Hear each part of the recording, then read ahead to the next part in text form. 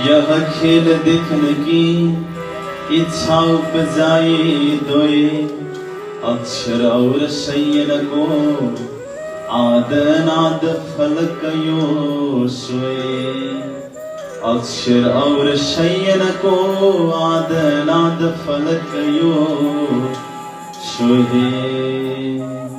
अहिलेसम्म हाम्रो प्रसङ्गमा सृष्टि बनेको छैन, हामी परमधाममै छौं अनि परमधामको अष्टप्रहर लीलामा आफूलाई सराबर गराइरहेका छौं प्रसङ्गको माध्यमबाट। जब राज्य महाराजले देख्नुभयो कि मेरा आत्माहरूमा लबालब प्रेम त छ, तर त्यो प्रेमलाई बुझ्ने ज्ञानको कमी छ। त्यसैले त यिनीहरू आफ्नो प्रेम ठुलो भनेर मसँग संवाद गरिरहेका छन्। राज्य महाराजले प्रेममा ज्ञान आओस् अनि ज्ञानमा प्रेम आओस् भन्ने हेतुले अक्षर ब्रह्म र सखीहरूलाई देखादेख गराउने सोच बनाउनु थियो। त्यसैले श्रीमुख बाणीमा महामती प्राणनाथ महाराज भन्नुहुन्छ, पहले लई हक्के दिल में पीछे आई माही नूर, तीन पीछे हादे रुहन में ए जो हुआ जबूर। पहिले राज्यले दिलमा लिनुभयो किनकि खेलको संकल्प गर्दा राज्य महाराज आफै हुनुहुन्छ। तर राज्य महाराज आफैमा चतुर पनि हुनुहुन्छ, त्यसकारण आफै म खेल देखाउँछु भनेर पहिले भन्नु भएन।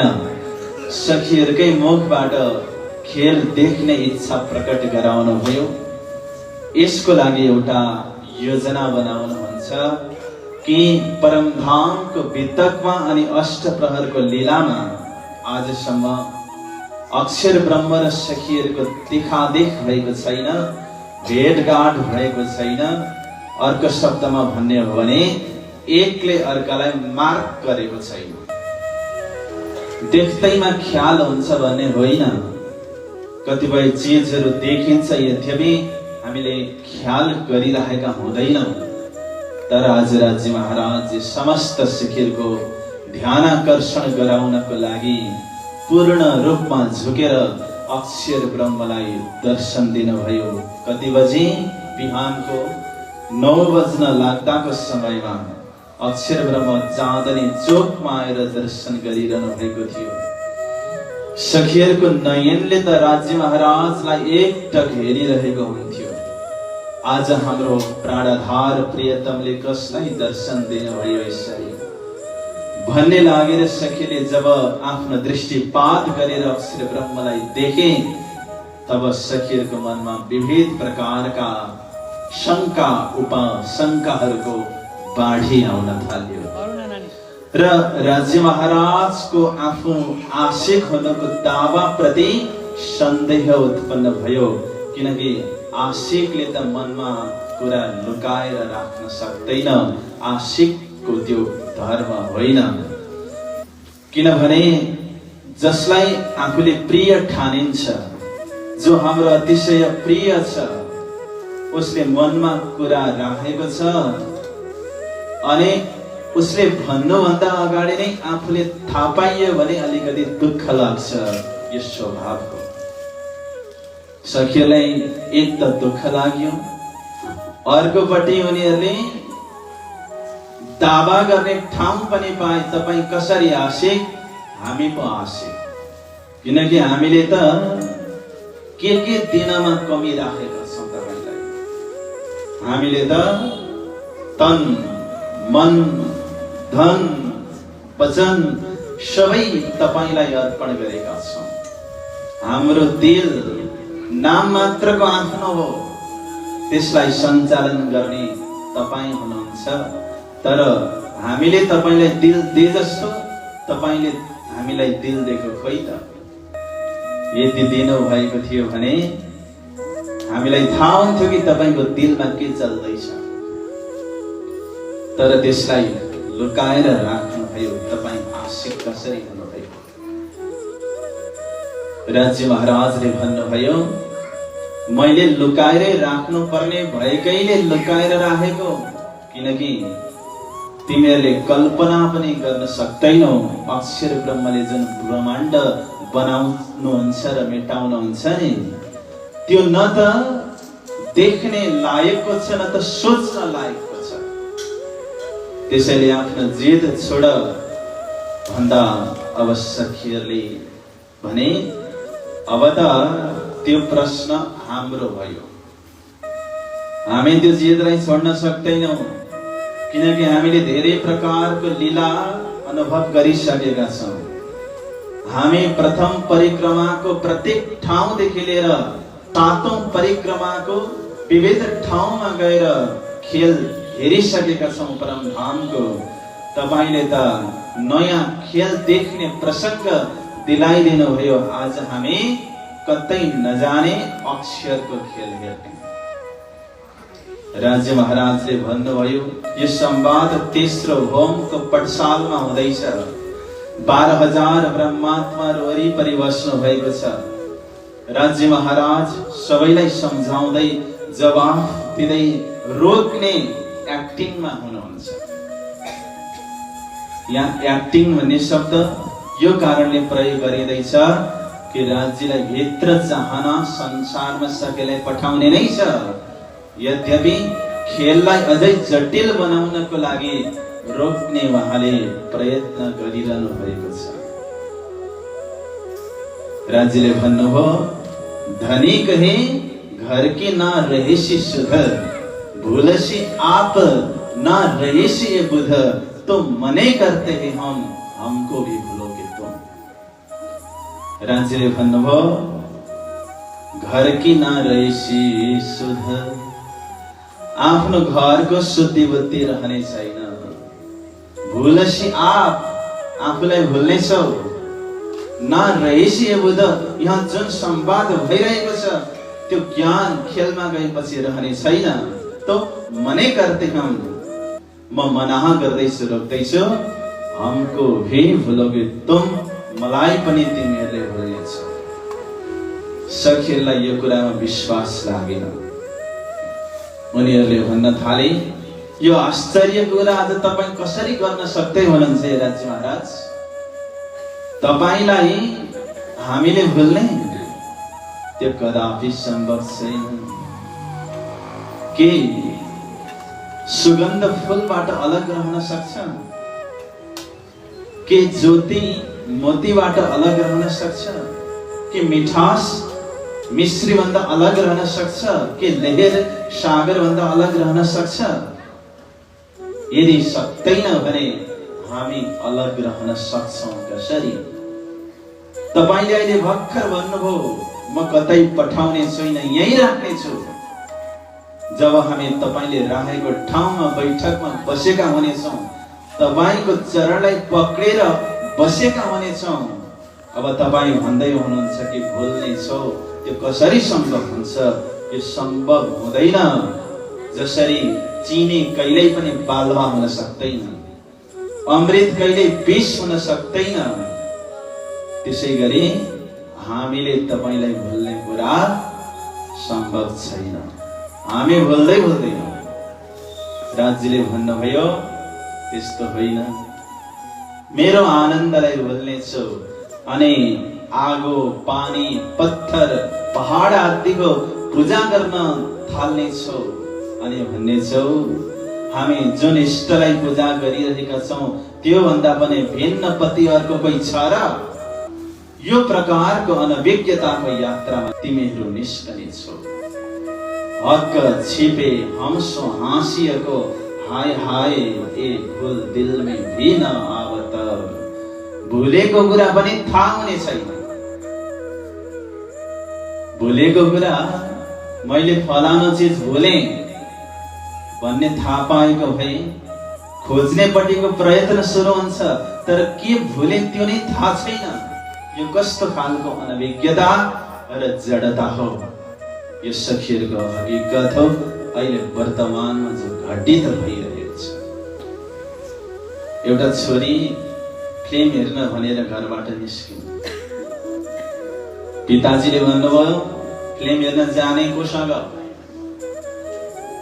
छोरीले भने साथीहरूसँग। पिताजीले भन्नुभयो मेल कि फिमेल? छोरीले भने फिमेल। कृष्ण कन्हैया लाल की। त्यसो भने ठिक छ, जाऊ छोरी। छोरी फिल्म हेर्न भनेर कहीँ भरे फर्केर आइनन्। पिताजीले ठान्नुभयो साथीहरूको सहेलीकोमा बसिन होला। भोलिपल्ट पनि छोरी आइनन्। छोरीको मोबाइलमा फोन गर्दाखेरि स्विच अफ बतायो। छोरी फिल्म हेर्न गएकी छिन् थाहा छ। पर्सिको दिन पिताजी फिल्म हलमै जानुभयो। देख्नुहुन्छ त छोरीले त मङ्गलसूत्र लाएर बसेकी रहेछन् अनि सिउँदोमा सिन्दुर पनि रहेछ। अनि पिताजीले सोध्नुभयो छोरी के गर्यो तिमीले यस्तो? छोरीले भने मैले त विवाह गरेँ पिताजी। विवाह गर्यो? कोसँग गर्यो? कोसँग गरेँ? यो फिल्म हलमा नै लाइट बालेर सिट देखाउन हुनुहुन्छ नि वाचम्यान, उहाँसँगै गरेँ। अनि किन गर्यो? उसँग विवाह गरेँ भने त म दिनै पछि फिल्म हेर्न पाउँछु।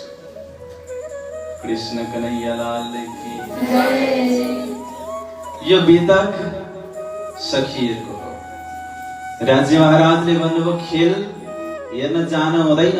सखीहरू जित गरेर आए तर दर्शक हुनुपर्ने ठाउँमा खेलाडी भइदिए। द्रष्टा बनेर रहनेछौँ यो प्रतिज्ञा थियो, तर खेलको आफै उनीहरू दृश्य भइदिए। त्यसैले खेल खेल्ने होइन, खेल के गर्ने हो? हेर्ने हो।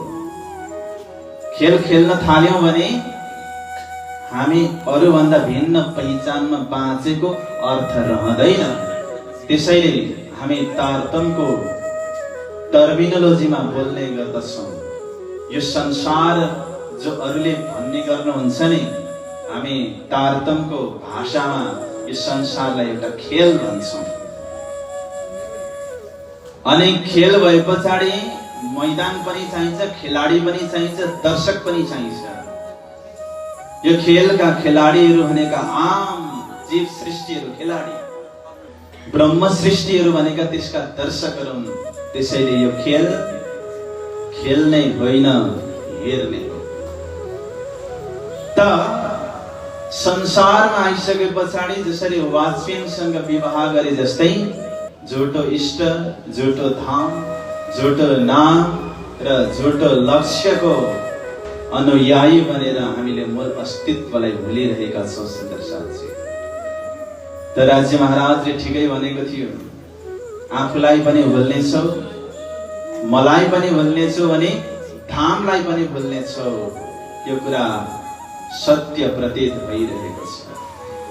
जुन दिनदेखि सखीहरूले अक्षर ब्रह्मलाई देखे, सखीहरूको भाग्यमा यो वियोग र विरहको कर्म लेखियो र परमधाम अखण्ड भूमि, परमधामको सखीहरूको भाग्य अखण्ड अनि त्यसमा लेखिएको कर्म पनि अखण्ड भएकोले त्यो मेटिन सकिरहेको छैन। मैले हिजो पनि भनेको थिएँ, यो सबै चिजको दोषी भनेको के हो? आँखा हो। त्यसैले आँखाको बाटो भएर आयौं, जाने के को बाटो भएर? कानको बाटो भएर आउने। र कर्म गरे पछाडि त भोग्नै पर्छ नि त। एउटा उदाहरण दिन्छु म। यहाँ स्टाफलाई, एकजना स्टाफलाई हाकिमले के गरे? थप्पड हाने। अब स्टाफले हाकिमले थप्पड फर्काउन त मिलेन। गाला दुखिरहेको छ, रिस पनि उठेको छ, कतै कतै त पोख्नु पर्यो नि त। अनि ती स्टाफले घरमा आएर श्रीमतीले थप्पड हाने। उताको रिस उता पोखियो। श्रीमतीले पनि श्रीमानलाई फर्काउन त मिलेन। श्रीमतीले के गरिन्? ठुलो छोरालाई थप्पड हाने। मम्मीले थप्पड हान्नु हो, चुप लागेर बस्नुको विकल्प छ त? के गर्ने त? रिस्ता उठेको छ नि। अनि ठुलो दाइले कान्छो भाइलाई थप्पड हाने। अब थप्पड खाने जति सबै घरमा सके के गर्ने? दुईजना जन्माइदिएको छ, दाइले भाइले झापडा, अर्कालाई हानु न भन्दा कोही छँदै छैन। त कान्छो भाइले के गरिदियो, घरको कुकुरलाई लात्थ्यो। कुकुर भुक्दै भुक्दै भुक्दै भुक्दै गएर एउटा व्यक्तिलाई टोक्यो, जो व्यक्ति त्यो अफिसको हाकिम थियो। कृष्ण कन्हैयालाल की घुमेर फर्केर आउँछ कि आउँदैन? आउँछ। साङ्ला मुसादेखि डराउँछ, मुसा बिरालोदेखि डराउँछ, बिरालो कुकुरदेखि डराउँछ, कुकुर केटादेखि डराउँछ, केटा केटीदेखि डराउँछ, केटी साङ्लादेखि डराउँछ। त्यसैले घुमेर फर्केर पालो आउँछ। कृष्ण कन्हैयालाल की। आउनुहोस्, यो प्रसङ्गमा यस्तो भइरहेको बेलामा राज्य महाराजले रोक्नु भयो। सखीले जिद गरिरहे। परमधामको अष्टप्रहरको सेवामा रुटिन के छ भने 9 बजेदेखि 10:30 सम्म पालोवाला सखीले पानको बिडा तयार गर्छन्। 11 बजेर 15 मिनेटसम्म बातचित चल्छ, भलाकुसारी संवादहरू हुन्छ। अनि 11:15 बजे भजन लीला हुन्छ। 12 बजे राज्य श्यामाजीको नीलपिल मन्दिरमा शयन लीला हुन्छ। सखीहरू के गर्छन्, 12 देखि 3 बजेको समयमा विभिन्न पक्षहरूमा विचरण गर्न निस्किन्छन्। तर सधैँ राज्य महाराजको स्वरूपलाई हृदयमा सजाउने परमधामका ब्रह्मा आत्माहरूको हृदयमा आज अक्षर ब्रह्मले डेरा जमाएर बस्नु भएको छ। बातचितमा पनि सखीले त्यही भनिरहेका छन् कि आज हामी कतै नजाने, किनकि कृष्ण पक्ष र शुक्ल पक्षको आफ्नो आफ्नो रुटिन छ। कृष्ण पक्षमा लगभग जबेरोकी नहरदेखि भित्रका ठाउँहरूमा विचरण गर्न जाने, शुक्ल पक्षमा विशेष गरी जबेरोको नहरदेखि बाहिरको ठाउँहरूमा विचरण गर्न जाने। तर आजको दिन सखीहरूले सोचिरहेका छन्, आज जबेरोकी नहरदेखि बाहिर पनि नजाने, जबेरोकी नहरदेखि भित्र पनि नजाने। कहाँ जाने? अक्षरको खेल हेर्न जाने। कृष्ण कन्हैयालाल की। किनकि सबै सखीहरूले सोचिरहेका छन्, जसरी राज्य महाराजले रङ्गमहलको 9औं भोमको दूरदर्शिकामा चढाएर सखीहरूलाई टाढा टाढाका दृश्यहरू देखाउने गर्नुहुन्थ्यो। पूर्वपट्टि फर्केर चाँदनी चोक त्यो हो, सात घाट त्यो हो, जमुनाजी त्यो हो, अक्षरधाम त्यो हो, जबेरोकी नहर त्यो हो, माणिक पहाडको हद्दका बडवन मधुवन र महावनका वृक्षहरू त्यो हुन्, वनकी नहर त्यो हो, छटीराम त्यो हो, अनि सर्वरस सागर त्यो हो देखाउने गर्नु भएको थियो। उनीहरूले सोचे अक्षरको खेल पनि परमधाममै बसेर हेर्ने होला त्यस्तै। तर उनीहरूलाई थाहा थिएन कि छुट्टै ब्रह्माण्डमा आएर वियोगको खेलमा आफू पिसिनु पर्छ भन्ने कुरा। तर राज्य महाराजलाई थाहा थियो। जब दिनको 3 बजेको समयमा राज्य महाराज नीलोपिलो मन्दिरबाट उठ्नुभयो र सोध्नुभयो, सखीहरू आज कहाँ जाने? सखीले त्यही सल्लाह गरेका थिए दिउँसो, त्यही कुरा भने, आज कतै नजाने, अक्षरको खेल हेर्न जाने। राज्य महाराजले भन्नुभयो, त्यति बेला पनि 3 पटकसम्म रोक्नुभयो, सखीहरू त्यो हेर्न लायकको छैन, म जान दिन्न। तर सखीले जिद गरे, मने के हमको 3 बेर तब हम माग्या, फेर फेर फेर। एकचोटि बिहानको 9 बजेको समयमा मागे, त्यति बेला पनि रोक्नुभयो। एकचोटि दिउँसोको 3 बजेको समयमा खेल मागे, त्यति बेला पनि रोक्नुभयो। एकचोटि 4:30 बजेको समयमा सखीले खेल मागे, त्यति बेला पनि रोक्नुभयो। त्यसैले मने के हमको 3 बेर, अनि हामीले फेर फेर फेर 3 पटक मागेकोले एक पटकमा ब्रजको यात्रा गर्नु पर्यो, अर्को पटकमा रासको यात्रा, अनि अर्को पटक जागनीको यात्रा। 3 बजेको समय छ कहाँ? परमधाममा। संसार बनेको छ? छैन। अहिले सबै जागृतको कुरा, अखण्ड भूमिको कुरा भइरहेको छ। तब राज्य महाराजले देख्नुभयो यसरी रोकेर मेरी लाडली सखीहरू रोकिनेवाला छैनन्, किनकि स्त्रीयन स्वभाव हो हठ गर्ने। उनीहरूको हठको अगाडि हर कहिले हार्नु पर्छ। विशेष गरी राजा हठ हुन्छ, जोगी हठ हुन्छ, बाल हठ हुन्छ, स्त्री हठ हुन्छ। जब यिनीहरूले हठ गर्छन् नै हार्नै पर्छ। राज्य महाराजले सोच्नुभयो अब विशेष ढङ्गबाट विशेष ठाउँमा लगेर सम्झाउनु पर्छ सखीहरूलाई। त्यसैले राज्य महाराजले प्रथम भोमको मोल मिलावाको बैठकमा लिएर जानुभयो सखीहरूलाई। अब म पनि हजुरलाई चाँदनी चोकबाटै मोल मिलावा भित्रसम्मको यात्रा गराउनेछु। एउटा चितवनी पनि हो र एउटा चर्चा पनि हो साथी। हजुरले चिन्तनको लागि, सजिलोको लागि र आनन्दको लागि पनि यसलाई आँखा बन्द गरेर सुन्नुभयो भने अगाडिका दृश्यहरूले हजुरको ध्यानलाई विचलित गर्न पाउँदैन। रङ्गमहलको अगाडि पूर्व दिशामा चाँदनी चोक छ, जो 166 मन्दिरको लम्बा र चौडा छ। त्यहाँनिर 2वटा चबुतरा छन्। उत्तर दिशामा एउटा चबुतरा छ, कम्बर भरोचा। 4 दिशामा 3-3 सिँढीहरू लागेका छन्। दक्षिण दिशामा पनि त्यस्तै चबुतरा छ, 33 मन्दिर लम्बा चौडा। त्यहाँ पनि सिँढीको भागलाई छोडेर अन्य ठाउँमा कठेडा लागेको छ, कम्बर भरोचा छ। अनि त्यहाँ 2वटा वृक्ष छ। उत्तर दिशातर्फ लाल वृक्ष छ भने दक्षिण दिशातर्फ हरा वृक्ष छ। रातो रङको वृक्ष छ, त्यो आँपको वृक्ष हो। त रातो रङको वृक्ष भयो कसरी भन्ने प्रश्नको उत्तर प्राणनाथ महाराजले दिनुभएको छ। कई रंगों के इत वृक्ष है, नीले पीले श्वेत लाल। त्यो अमृतको घाटमा, आँपको बगैँचामा कयौं रङका बिरुवाहरू छ। नीलो छ, पहेँलो छ, रातो छ, हरियो छ।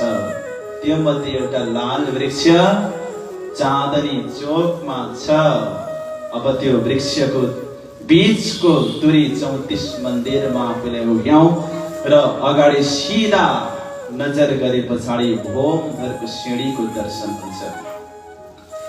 चाँदनी चोकको 166 मन्दिरको लम्बा चौडा एरियाको पश्चिम दिशातर्फको 6 मन्दिरको एरियामा सिँढी आएको छ र त्यो सिँढी 4 मन्दिरबाट सुरु भएको छ अनि भोमभर माथि पुगे पछाडि 2 मन्दिरमा संकुचित भएको छ। 5 सिँढी पछाडि 1 चाँदा आएको छ। गर्दै जाँदा 100 सिँढी छ, 20 चाँदा छ, 80 पगती छ।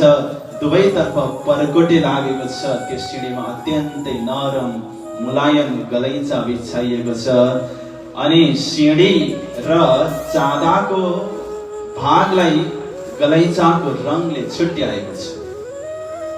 जब हामी रङ्गमहलको चबुतराको किनारमा पुग्छौँ, सिँढीबाट चढेर अगाडि सिधा हेर्दाखेरि 2 मन्दिर लम्बा चौडा चोक छ अनि त्यो चोकको दायाँ बायाँ 4 मन्दिर लम्बा र 2 मन्दिर चौडा अनि 1 सिँढी उचा 2वटा चबुतरा छ।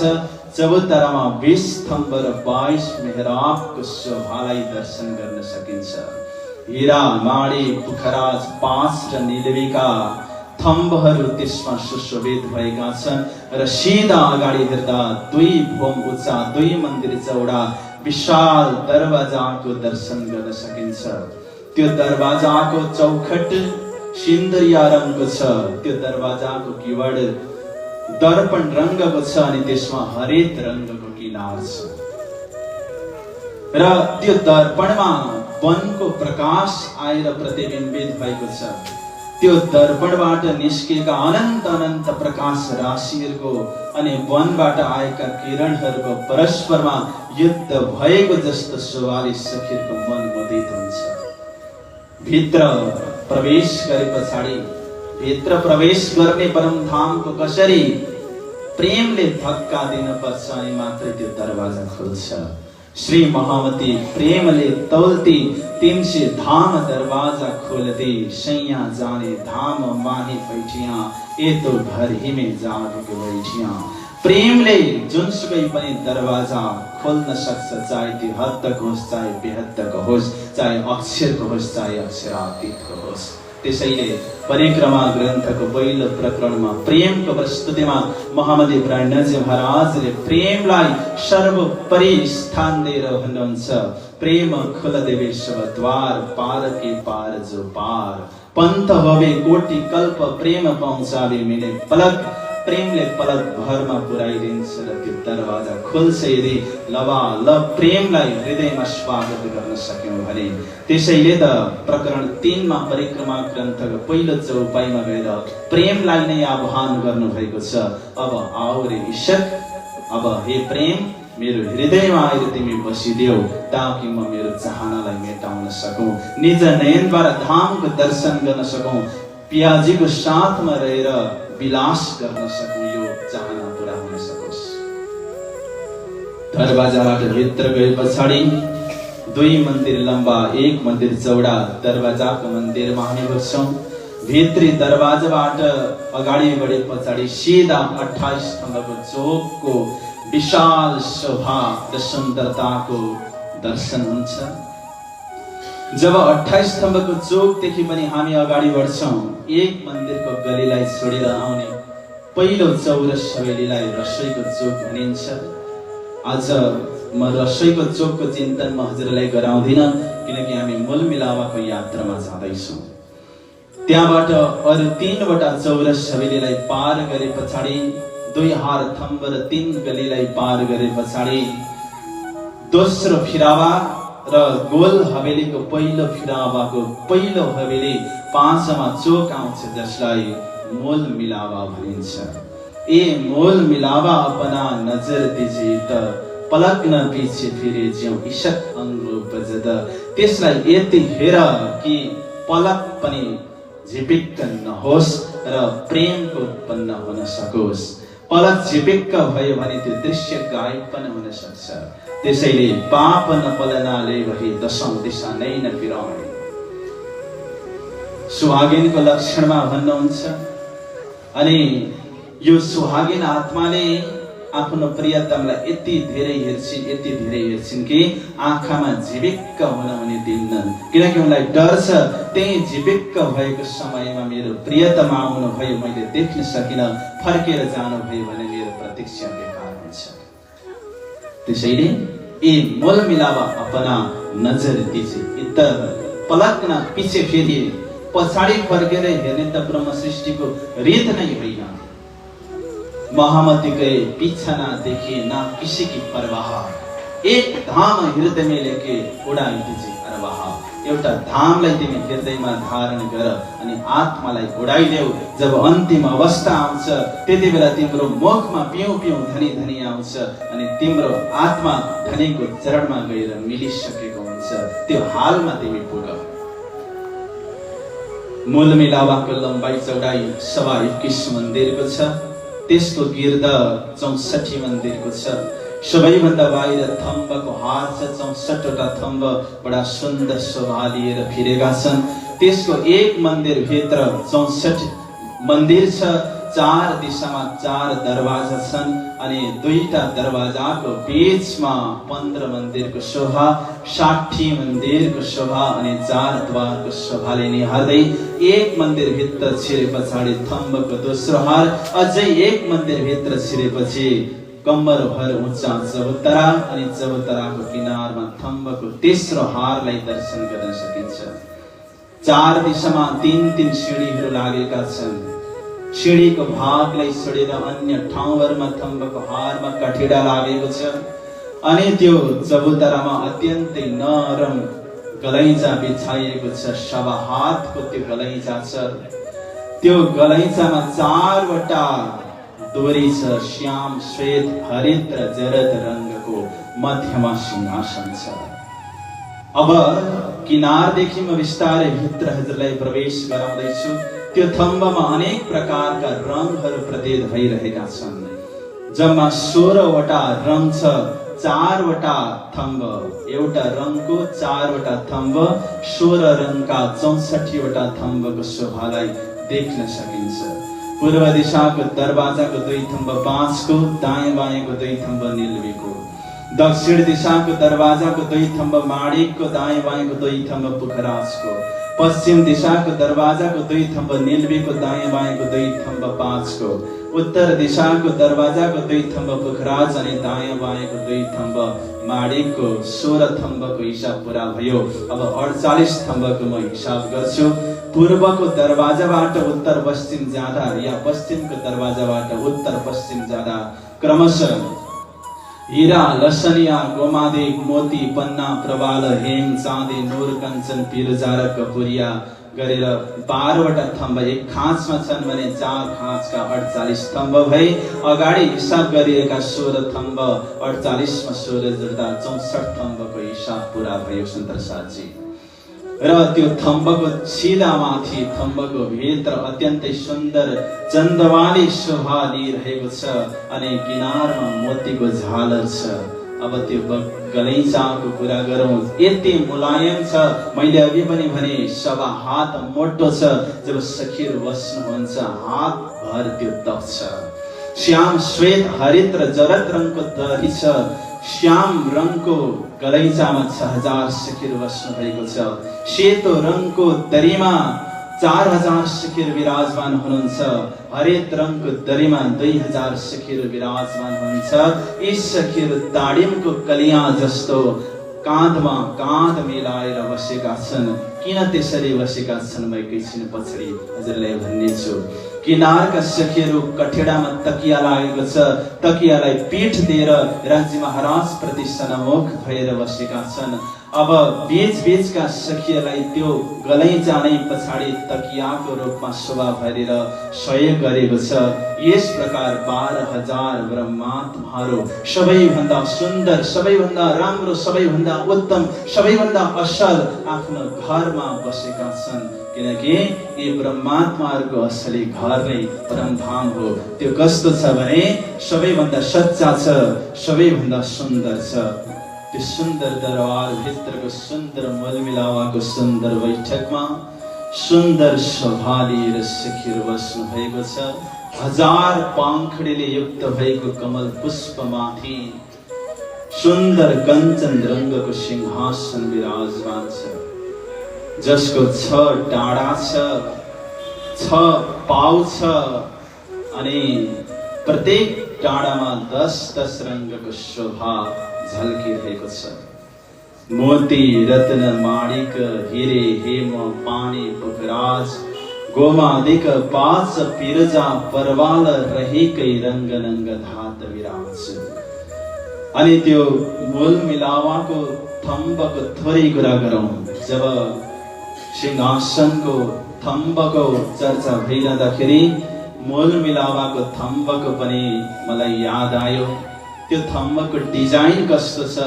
प्रणजी महाराज भन्नुहुन्छ 4 हाँस तले थम्बके, 4 हाँस तल छ, 8 उपर 3, अलिकति माथि 8 हाँस छ। हाँस भनेको पाटा। अझै माथि 16 पाटा छ, अलिक माथि 8 पाटा छ अनि अझै माथि 4 पाटा छ। यो थम्बको डिजाइन प्रत्येक थम्ब त्यस्तो छ मूल मिलावा भित्र। अब डाँडाको कुरा गरौँ। 6 डाँडामा 10-10 रङहरूको शोभालाई देख्न सकिन्छ। मोती, माणिक, हीरा, हेम, पुखराज जस्ता रङहरू त्यहाँ प्रतीत भइरहेको छ। अनि त्यो 6 डाँडादेखि माथि 6 कलश छ। 2 कलश छत्री भन्दा माथि छ। यसरी 8 वटा सुनका कलशहरू सिंहासनमा अत्यन्तै अपार शोभा लिएर जगमगाइरहेको छ। त्यो सिंहासनमा 1 गादी छ, 2टा चाकला छ अनि 2 चाकलामा 2 स्वरूप विराजमान हुनुहुन्छ। सखीहरूको दायाँपट्टि ठकुराईजी श्यामाजी हुनुहुन्छ भने श्यामाजीले राज्य महाराजलाई दायाँ पारेर बस्नु भएको छ। दुवै स्वरूपको पछाडि एक एक तकिया, दुई स्वरूपको बीचमा एक तकिया अनि दायाँ बायाँ दुई तकिया, यस प्रकार 5 वटा तकिया अनि अनेक प्रकारका चित्रकारीहरू तकियामा दर्शन हुन्छ। सुन्दर साथी, अगाडि सुन्दर नोरका चौकी राखिएको छ। राज्य महाराजले आफ्नो बायाँ चरण त्यो नोरको चौकी माथि राखेर दायाँ चरणलाई बायाँ चरणको घुँडाभन्दा माथि राखेर बस्नु भएको छ। राज्य महाराजको नङ हीरा सदृश छ, अनन्त अनन्त ज्योति त्यसबाट निस्किरहेको छ। यस्तो लाग्छ कि त्यसले आकाशलाई नै चिरेको छ। नखका नूर चिर चढिया आसमान में अनि अत्यन्तै नरम छ। लाल एडीहरूले बडा सुन्दरता थपिरहेको छ अनि त्यसमा काबी कडला झाँझरी घुङ्घरी अनि त्यसको आवाज, त्यसको गुण र विशेषता मधुरताले बडा मनलाई मुदित गराउँछ। राज्य महाराजले केसरिया रङको सुरुवाल लगाउनु भएको छ अनि त्यो भन्दा माथि सेतो रङको जामा लगाउनु भएको छ। जब केसरिया रङको सुरुवाल माथि सेतो रङको जामाले शोभा भर्छ, जामाको बाहिरपट्टि केसरिया रङको झाइले अत्यन्तै मनलाई प्रसन्न बनाउँछ। नीलो पीलो रङको पटुका लगाउनु भएको छ। आकाशी रङको पछ्यौरी ओढ्नु भएको छ। गलामा 5 हार माला छन्। हीरा मोती माणिक नीलवीर लसनिया। राज्य महाराजको औंलाहरूमा बिट्टीहरू छन्, अंगुठीहरू छन्, मुन्दरीहरू छन्। पौँचीमा पौँचे छ अनि बाजुबन्द छ। अनि राज्य महाराजले रातो रङको पगडी लगाउनु भएको छ। शिर बाग बाँधी चतुराइसौं हक्की पेच हात मेले। अझै रोचक कुरा के छ भने इच्छा मात्रले त्यहाँ श्रृंगार हुन्छ, तर राज्य महाराज आफ्नै हातले पगडी लगाउनुहुन्छ। किन? सखीहरूलाई आनन्द दिलाउनका लागि। परमधाम राज्य महाराजको एउटै मात्रै काम छ कि मेरा आत्माहरूलाई अधिकाधिक सुख म कसरी दिन सकूं। हक हैडे में यही बसे मैं लाड पालूं रुहाओगे। म मेरो आत्माहरूलाई प्रेम अधिक भन्दा अधिक दिन सकूं। ए तो बिगर चाहे सुख देते सो माग्यो क्यों न पावत। अनि उहाँको स्वभाव कस्तो छ भने माग्नु भन्दा अगाडि नै सुख दिनेवाला उहाँको स्वभाव छ। त्यसैले आफ्नै हातले पगडी लगाउँदा हातमा लगाउनु भएको आभूषणहरूको दर्शनले त्यो आभूषणहरूले सखीहरूको हृदयमा भाला चलाएको जस्तो आनन्दको अनुभूति हुन्छ। सुन्दर साथी, राज्य महाराजले को निलाटमा, राज्य महाराजको निलाटमा तिलकको अत्यन्तै सुन्दर शोभा छ। कञ्चन रङको रेखा छ भने रातो रङको बिन्दी छ। अनि अनियाले नयनहरूको बाण यस्तो लाग्छ कि सखीलाई पल पल घायल बनाउँछ। अति सुन्दर नासिका छ, नासिकामा विशाल छ। अति सुन्दर गाला छ हरवटी अनि अति सुन्दर मुख, त्यसमा मिलेका दाँतहरू, अति सुन्दर रसना। नामै जाको रसना, जसको नाम नै रसना छ। होसी कैसी मीठी हक्क। राज्य महाराजको कति मिठो होला, उहाँको स्वर कति मिठो होला। स्वरूप सुन्दर सनकोल सकोमल, सुन्दर छ सनकोल छ अनि सकोमल छ। छेवैमा ठकुरानीजी बडा लज्जा भरी चितवनी लिएर बस्नु भएको छ। हृदयमा अनन्त अनन्त सखीहरूको लागि प्रेमका प्यालाहरू सजाएर उहाँले आफ्ना दुवै चरण चौकी माथि राख्नु भएको छ। उहाँको गोडाका औंलामा, बुढी औंलामा अनुवट अनि अन्य औंलाहरूमा बिछुवाको शोभा छ। अनि उहाँको चरणमा झाँझरी घुङ्घरी काबे कडलाले झन झन आवाज दिइरहेको छ। प्रथम लागौं दौ चरणको धनी एन छुड़ाइयो छिन्न लाङ्क तरी लाल एडिया मेरे जीवकी ही जीवन सखियरको त्यो जीवन जिउने आधार हो धनीको चरण नै अनि निने लाएको चरणिया अति नरम त्यो भन्दा बाहिर सिन्दुरिया रङको साडी सुनेरा बुट्टाहरू छन् अनि किनारमा काङ्गरीहरू छन् फूलका लहराहरूको चित्रकारी छ बडा सुन्दर छ शिरसम्म साडी ढाकेको छ साडीकै पल्लो शिरमा राख्नु भएको श्याम रङको कञ्चुकी छ अनि गलामा 7 हारको शोभा अत्यन्तै सुन्दर छ जब हामी हस्तकमलको दर्शन गर्छौं उज्जवल हथेलीहरू छन् सलुकी औँलाहरू छन् हरेक औँलामा अत्यन्तै सुन्दर बढिया रत्नहरूको औँठीहरू छ पहुँचेमा पहुँची छ नारीमा नवघडी नवचुडी छ कङ्कनेको शोभामा 4 चाँद लगाइरहेको छ बाजुमा बाजुबन्द छ त्यसमा खुम्मकहरू छन् अनि दुगदुगीहरूको शोभा अपरम्पार छ अनि ठकुरानीजीको नयन कटाक्ष यस्तो तीखो छ कि त्यो नयन कटाक्ष जब राज्य महाराज प्रति केन्द्रित हुन्छ कि त्यो नयनले नै छेड्छ कि भन्ने खालको अनुभूति रुहहरूलाई हुन्छ नयन दिखे अति अनियारे तीखो नयनको एउटा कटाक्ष नयनको बाण लाग्छ वहाँको अत्यन्तै सुन्दर मुख अत्यन्तै सुन्दर दाँतहरू अत्यन्तै सुन्दर गाला कानमा आभूषण नाकमा मुरली अनि काजलले भरिएको आँखा अनि भ्रुकुटी नीलवट अत्यन्त सुन्दर 2 पाटा बनाएर कपाल कोर्नु भएको छ मोतीहरूको त्यहाँनिर लडियाहरू छन् अनि आधे घुङ्गट मासुकको निरखत नयन तिर्छाई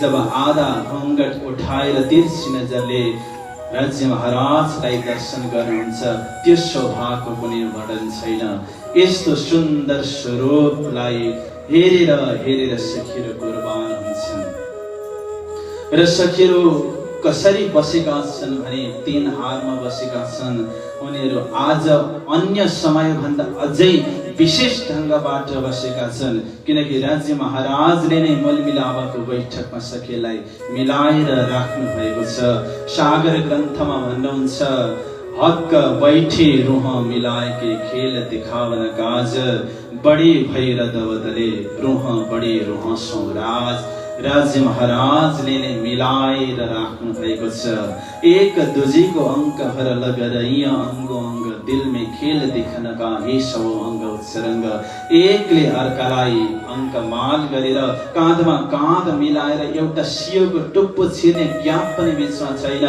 किनकि उनीहरूको हृदयमा बेग्लै खालको श्रृंगार आज सजिएको छ सखीहरूको स्वभावको चर्चा गर्दै मोहम्मद इब्राहिमजी महाराज भन्नुहुन्छ देहिसत सबौं जुदा किए कि पर खेल देखने का चाह देहिसत सबौं जुदा किए कि देहिसत भनेको डर कस्तो डर छ भने वियोग भइसके भन्ने डर पर खेल देखने का चाह तर अर्कोपट्टि खेल देख्ने चाहना छ एकापट्टि रहर छ अर्कोपट्टि डर छ रहर र डरको दोसाँधमा सखिएको मुहारमा बेग्लै खालको एउटा मुद्रा आज आएको छ त्यसलाई मोहम्मद इब्राहिमजी महाराजले दोस्रो सागर शोभाको सागर भनेर वर्णन गर्नुभयो देखे पातशाही हक कि राज्यको साम्राज्यलाई हेर्ने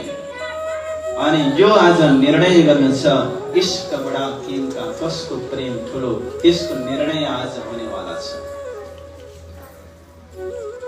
त्यसकारणले रहर र डरको बीच रहर के छ अक्षरको खेल हेर्ने डर के छ जब राज्य महाराजले निश्चय गरेर भनिरहनु भएको छ भुल्छौ भनेर साँच्चैकै हो कि भन्ने एकापट्टि छ तर रहर र डरको बीचमा सुन्दर साथी रहरले नै जित्छ जस्तो कुनै छोरीको विवाह फिक्स हुन्छ जब विवाह फिक्स हुन्छ ती छोरी बारीको डिलमा जान्छन् अनि बारीका डिलका ती घाँसहरूलाई देखेर उनी रुन थाल्छन् अब म यहाँबाट गए पछाडि यो घाँस कसले काट्छ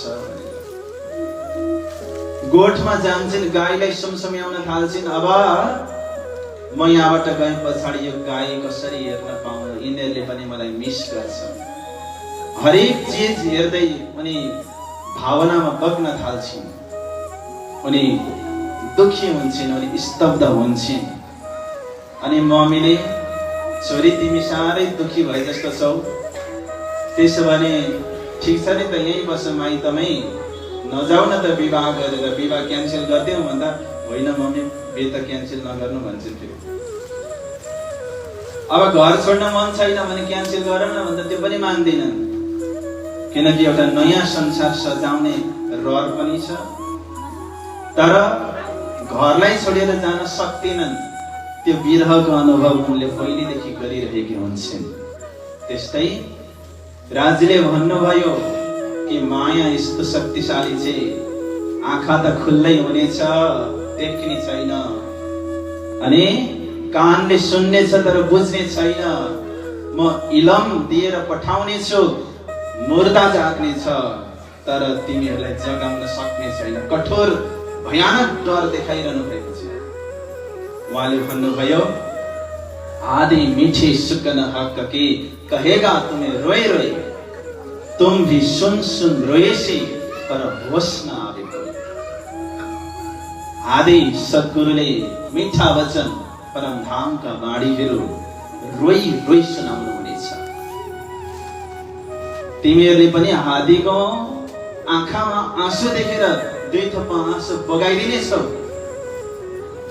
तर होसमा आउने छैनौ, किनकि यस्तो खालको फरामसी लाग्नेछ, होसमा आउन दिने छैन। किनकि रुन सजिलो हुन्छ।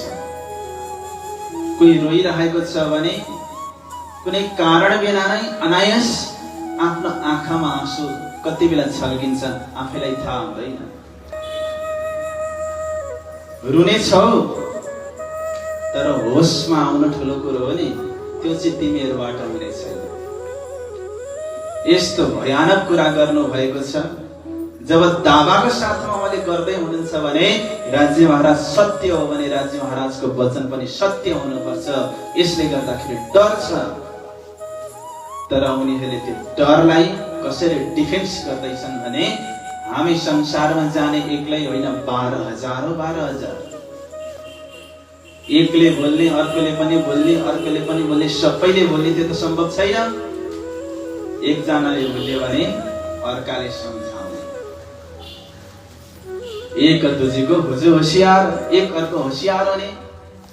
जो तू भूली तो तुझे दूंगी तुरंत जगाए, मैं भूलूं तो तुम मुझे पल में दीजिए बताए।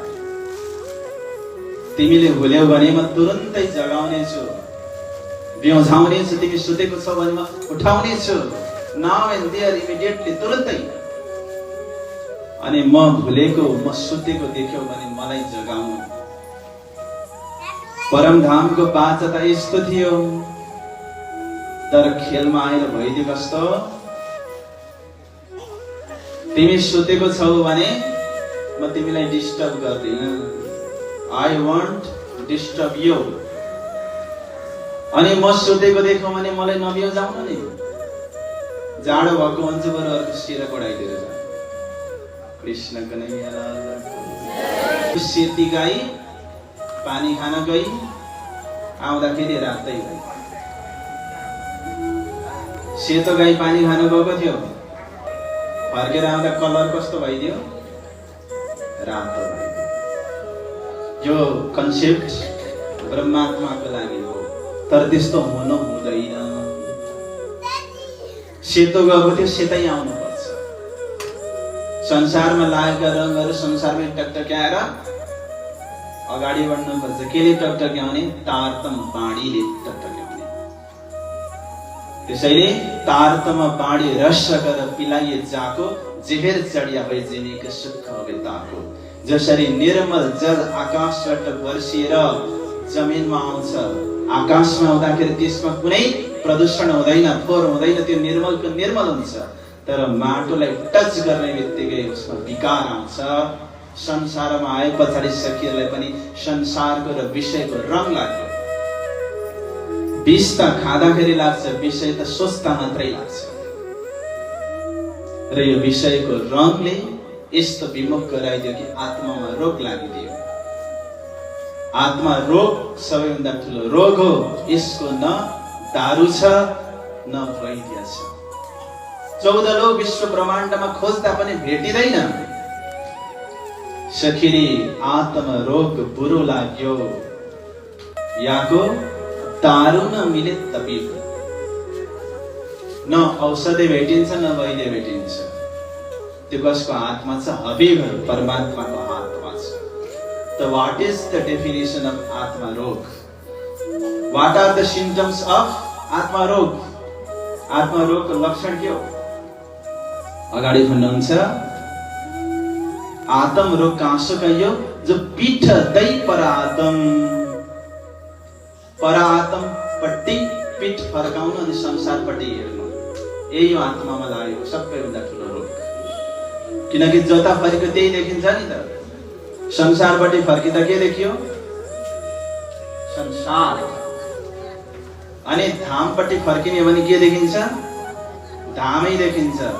तर यस्तो तरिकाले संसारपट्टि फर्क्यौं कि त्यो फर्काइदिने वालाले घुमाइदिँदाखेरि पनि ऊ थाकेर बस्छ, घुमाइदिन सक्दैन।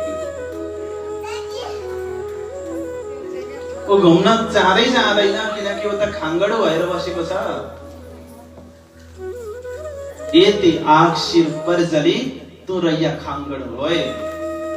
खाङ्गडो भनेको नि एउटा दाम हुन्छ, जति सिटी लगाए पनि त्यो कहिल्यै पाक्दैन। ठेटना मकै हुन्छ नि, हाँडीमा राखेर भोड्दाखेरि बरु डढेर कालो हुन्छ, त्यसमा फुल उठ्दैन। यति आग शिर पर जली, यस्तो आगो बलिरहेको छ।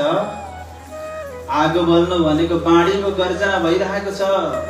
ये बाणी गर्जत माझ संसार, खोजी खोज मिटावी अंधार। जब सागर गर्जना गर्छ तूफान आउँछ, जब आकाश गर्जना गर्छ पानी पर्छ, जब बाघले गर्जना गर्छ समस्त जनावरहरू भाग्छन्, जब तारतमले गर्जना गर्छ नि खोजी खोजी अन्धकार उसले मेटाउँछ आफ्नो हृदयको। तर जसले खोज्छ उसैले मात्र मेटाउँछ। त्यसैले खोजी खोजी गर्नेवालाले खोज मेटावी अन्धार, खोजेर अन्धार मेटाउँछन्। तर विडम्बना के छ? महामती कै पुकार पुकार, मोडमती नकरे विचार। प्रणजले पुकार गरिरहनु भएको छ, मोडमतीले विचारै गर्दैन। यसैलाई भनिन्छ कि आत्मा रोग। एक दुईवटा मिठो जय जयकार लगाइदिनुहोस्। कृष्ण कन्हैया लाल की जय, सतगुरु महाराज की जय, प्राणनाथ प्यारे की जय। तैपनि राज्य महाराजले ठुलो कृपा सखीहरुमाथि गर्नुभयो। राज्यलाई सबै थाहा छ, किनकि यो स्टोरीको राइटर डाइरेक्टर राज्य महाराज आफै हो, जो स्वयं कहानी लेख्छ, निर्देशन आफै गर्छ, प्रोड्युस आफै गर्छ। उसलाई सबै प्रकारको अधिकार हुन्छ नि। खेलमा गएर मेरा ब्रह्मात्माहरूको बिचल्ली हुन्छ भन्ने लागेर खेलमा पठाउनु भएन। के अरे? खेलमा गएर मेरा सखीहरूलाई दुःख हुन्छ भनेर राज्यले सखीलाई खेलमा पठाउनु भएन। त्यसो भए हामीको यदि संसारमा सखीहरू आएको भए त आएन गए आदि हाम्रो राज्यले भन्नुहुन्थेन। छिपाई अपनी मेहर में दिखाई और आलम भन्दै भन्नुहुन्न थियो। न गएको हो न आएको हो। त्यसो भए प्राणजी महाराजको, सद्गुरु महाराजको हो, गुरुजी 108 मंगलदास महाराजको हो, गुरुजी 108 जुगलदास जी महाराजको हो, परमहंसहरूको हुन्। तिनीहरू ब्रह्मात्माहरू होइनन् हो।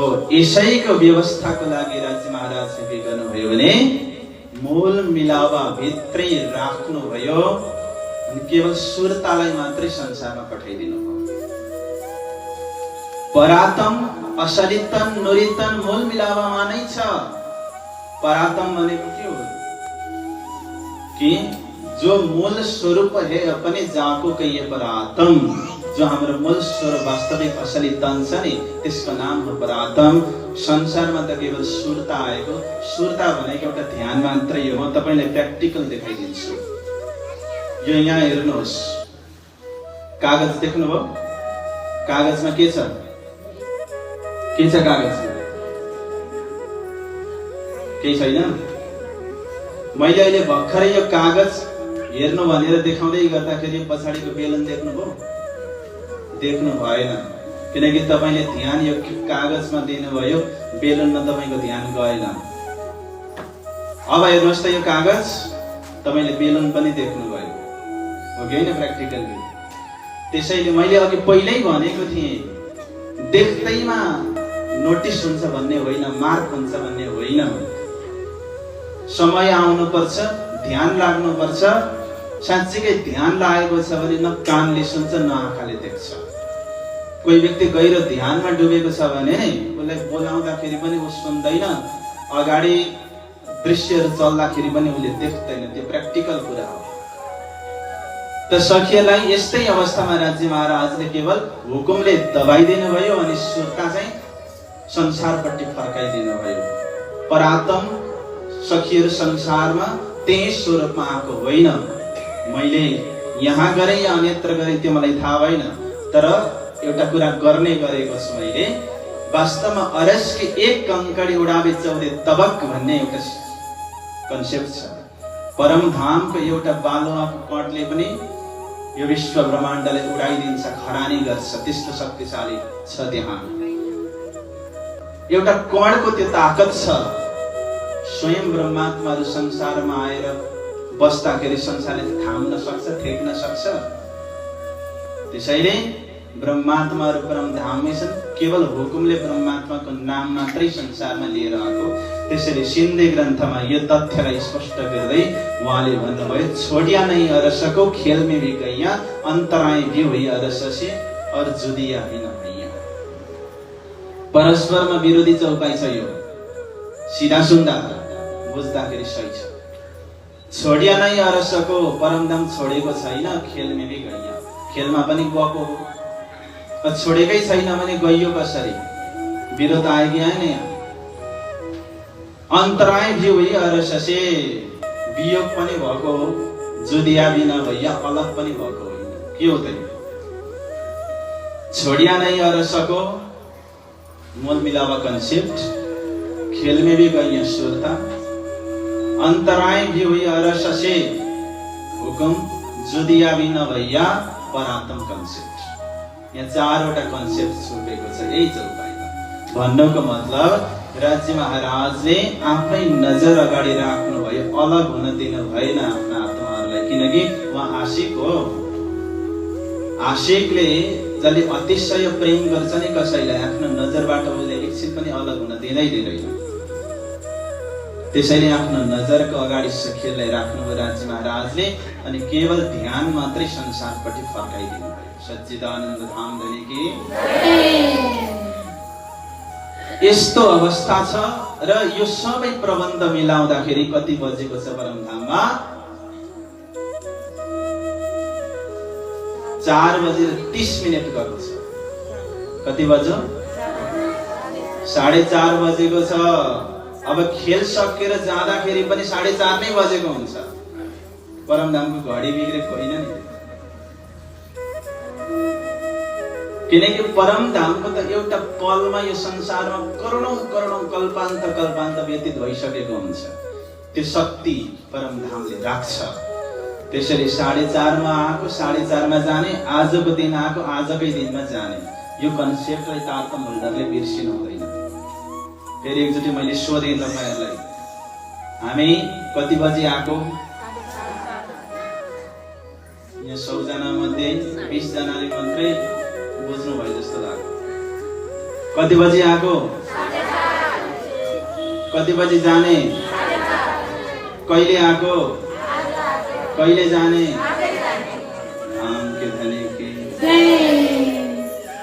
अब यो प्रबन्ध परमधाममा भइरहेको छ। उता अक्षर ब्रह्म गर्दै हुनुहुन्छ कि अक्षर ब्रह्म अक्षरधाममा बसेर सोचमग्न हुनुहुन्छ। किनकि सखीहरूलाई त राज्य महाराजले टाउकोमा टेकाउनु भएको छ, म सिधा शब्दमा भन्दैछु, र उनीहरूले त्यो फलानु पुरुष को भनेर सिधा बातचित गरे। यानि कि राज्य महाराजले सखीले अतिशय प्रेममा राख्नु भएको छ अनि त्यो प्रेमको दावाले मनले जितेर राज्य महाराजसँग परस्पर संवादमा सखीहरूले आफूलाई सहभागी गराउँछन् हकको साथमा। तर अक्षर ब्रह्मसँग राज्य महाराजको प्रत्यक्ष रूपमा त्यसरी संवाद हुँदैन। परमधाममा उहाँ अक्षरधाममा बसेर सोचमग्न हुनुहुन्छ कि परमधाममा मैले ती 12,000 आत्माहरूलाई देखेँ, तिनीहरू को होलान्, तिनीहरूसँग मेरो प्रियतम धनी राज्य महाराजले कस्तो लीला गर्नुहुन्छ होला भनेर सोचमग्न हुनु भएको छ। अनि उहाँलाई भित्रभित्रै त्यो परमधामको लीला हेर्न पाए हुन्थ्यो भन्ने चाहना उत्पन्न भइरहेको छ। त दुई प्रकारको इच्छा यहाँनिर उत्पन्न भयो, राज्य महाराजले गराउनु भयो। अब खेल उपजके कहूँ कारण ये दो इच्छा भई उत्पन्न बिना कारण कारज नहीं भई सुख या के कारण दो। प्रकाश हिंदुस्तानी ग्रंथ प्रकरण 37। दुई प्रकारको इच्छा उत्पन्न भयो, एउटा सखीको दिलमा, अर्को अक्षर ब्रह्मको दिलमा। कस्तो खालको इच्छा उत्पन्न भयो भने अक्षर मन उपजे ए आस देखौं धनीजीको प्रेम विलास, तब सखिया मन उपजे ह खेल देखे अक्षर काजे। सखीहरूलाई अक्षर ब्रह्मको असजड दुःखको खेल हेर्ने इच्छा अनि अक्षर ब्रह्मलाई परमधामको आनन्दमय लीलाको अनुभव गर्ने इच्छा, यो दुई इच्छा नै सृष्टि उत्पत्ति हुनको कारण बनियो। तर अहिलेसम्म सपनाको सृष्टि भएको छैन। तर बेला भइसकेको छ। राज्य महाराजले एउटा स्टेज तयार गर्ने संकल्प गरिरहनु भएको छ। तर स्टेज बनाउनलाई अक्षर ब्रह्मकै सहारा लिनुपर्छ, किनकि सच्चिदानन्दको सत भन्ने फ्याक्टरले सृष्टिसँग सम्बन्ध राख्छ। सतबाट अक्षर ब्रह्म हुनुभयो, अक्षर ब्रह्मबाटै सृष्टि सम्बन्धी कार्य हुने भएकोले गर्दाखेरि अक्षरलाई नै प्रेरणा दिनुपर्छ भन्ने कुरा राज्यले ठान्नु भएको छ। अब राज्य महाराजले के गरिदिनु भयो भने अक्षर ब्रह्मलाई धरामसी लगाइदिनु भयो। यहाँ लालदास जी महाराजले भन्नुभयो, यह खेल देखन की इच्छा उपजाई दुईवटा इच्छा उत्पन्न गराइदिनु भयो। र सृष्टि स्टेज त बनाउनु पर्यो, स्टेज नबनाइकन खेल कहाँनेरि खेलाउने अनि देखाउने कहाँ बसेर।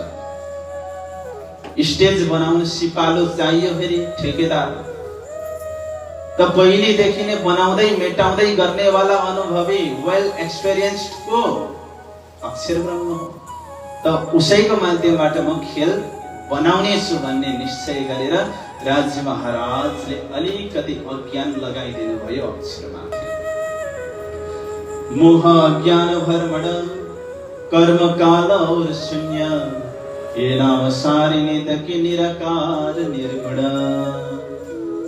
9वटा गुण छन् फरामसीमा। मोह अज्ञान भर्म कर्म काल शून्य निर्गुण निरञ्जन निदादि। त यो फरामसी लाग्नु भनेको के हो भन्दाखेरि जागृत बिउजिनु हो, जागृत भुल्नु हो। अब एउटा प्रश्न आउँछ, अक्षर ब्रह्म सत्स्वरूप हो भने अन्धकार आयो कहाँबाट, सूर्यमा अँध्यारो लाग्यो कसरी? यस प्रश्नको उत्तर कलश ग्रन्थको जागनीको प्रकरणमा प्रणज महाराजले दिनुभएको छ एउटा उदाहरणद्वारा। 1,00,000 पातलाई राखौं एकै ठाउँमा अनि एउटा तीरले हानौं। तीरले हान्दाखेरि पातहरू छिडिँदै छिडिँदै छिडिँदै छिडिँदै जान्छ। 1,00,000 पात छिडिन्छ, 1 सेकेन्ड पनि लाग्दैन त्यो एउटा तीरले 1,00,000 पातलाई छेदन गर्नमा। तर पात छेडिने क्रम कस्तो छ भने एउटा पात छेडिनु पर्छ अनि अर्को, त्यस पछाडि अर्को क्रम छ नि त्यहाँनेरि। समय कति छ थाहा छैन, तर फ्र्याक्सन अफ टाइम थोरै समयको अंश लागेको छ। त बीचको एउटा पात छेडिन कति समय लाग्यो त्यसको कुनै मापन छैन, त्यो बियोन्ड द क्याल्कुलेसन। तर समय त लागेको छ नि। त्यति नै मात्रामा फरामसी पर्यो भनेर सम्झाउनु भयो। योभन्दा अर्को उत्तम उदाहरण नभेटेर यही उदाहरण दिएको पनि भनेर स्पष्टीकरण दिनुभएको छ। त अक्षर ब्रह्मलाई खरामसी लाग्नु भनेको के हो भने डाक्टरले बिरामीलाई लाट्टिने इन्जेक्सन हानेको जस्तो। जब अपरेसन गर्नुपर्छ, शल्यक्रिया गर्नुपर्छ, बिरामीलाई डाक्टरले के गर्छ? बेहोस गर्छ। होलबडी बेहोस नगरेर कहिलेकाहीँ एउटा अङ्गलाई मात्रै बेहोस गरेर त्यो अङ्गको शल्यक्रिया गर्छ। त्यस्तै अक्षर ब्रह्मको मनमा फरामसी लगाइदिनु भयो, त्यसलाई सुमङ्गला शक्ति भन्यो। त्यही फरामसीलाई सुमङ्गला शक्ति यो कहाँनिर उत्पन्न भयो भने कुटस्थ अक्षर ब्रह्मको मनमा उत्पन्न भयो। कुटस्थस्य हृदाक्रासात् प्रादुर्भूता सुमङ्गला निद्रामत पादया संहामयमैन्द्रभाम। जस्तो सूर्य ग्रहण लाग्छ नि, सूर्य ग्रहण लागेको जस्तो। सूर्य ग्रहण लाग्दाखेरि के हुन्छ? सूर्य नै अँध्यारो भएको होइन, सूर्य र पृथ्वीको बीचमा चन्द्रमा आएर बसेको। अनि चन्द्रमाले सूर्यको के गर्छ? प्रकाशलाई ढाबिदिन्छ अनि अँध्यारो हुन्छ पृथ्वीमा। हो यस्तै कन्सेप्ट त्यहाँनिर सम्झिनुपर्छ। राज्य महाराजको लागि पनि फरामसी होइन। जस्तो डाक्टरले बिरामीलाई बेहोस गर्दाखेरि त्यो बेहोसी बिरामीको लागि दुर्भाग्य भए पनि डाक्टरको लागि एउटा शक्ति हो। र सपनाको ब्रह्माण्ड बनाउनलाई त्यसो गर्नै पर्यो। जब फरामसी लगाइदिनु भयो, अक्षर ब्रह्म सपनामा जानुभयो। हुन त अक्षर ब्रह्मको 4 अन्तस्करणमा प्रत्येक अन्तस्करणका पनि विभिन्न पक्षहरूमा अनेक प्रकारका हलचलहरू भएका छन्। त्यो विराटको विषय हो। यद्यपि अव्याकृतमा विशेष गरी सृष्टिको बिउ भएकोले गर्दा त्यहाँ ज्यादा हलचल भयो। कुटस्थ अक्षर ब्रह्मका 4 पाउहरू छन्। एतावानस्य महिमा त्योज्यायंस पुरुष पादस्य विश्वभूतानि त्रिपादस्य मृतं दिवि त्रिपादवृद्धमुदित पुरुष पादस्य भवत्वन। अक्षर ब्रह्मको सत्स्वरूप ब्रह्म, केवल ब्रह्म, सबले ब्रह्म, सच्चिदानन्दमय भावनाको विस्तारमा छन्। यो अमृतको समान हो। अनि 4औं पाद यानी कि अव्याकृतमा सृष्टिको बिउ छ। र अव्याकृतको पनि महाकारणको शुद्ध स्थूलमा सुमङ्गला शक्ति छ। शुद्ध सूक्ष्म पुरुष र प्रकृतिको त्यहाँनिर सम्मोहन हुन्छ। त्यही विस्तार भएर स्थूलमा आउँछ। प्रणव ब्रह्ममा त्यो वृत्ति आउँछ। अनि अपर प्रणव ब्रह्मबाट अण्डकार बनिन्छ। पर प्रणवबाट चेतन तत्व आएर प्रवेश गर्छ। अनि त्यो काल्पनिक पानीमा तैरिन थाल्छ, जसलाई हिरण्यगर्भ भनियो।